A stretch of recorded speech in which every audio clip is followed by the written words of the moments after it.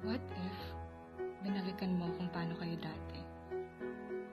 Kung paano ka binuo ng mga alaala niyo? And what if nilaban niyo kahit walang kasiguraduhan? Siguro ngayon, hindi mo pinag-aaralan kung paano ka uusad. Siguro ngayon, hindi ka nagtatanong kung bakit hindi ka pa rin makalaya.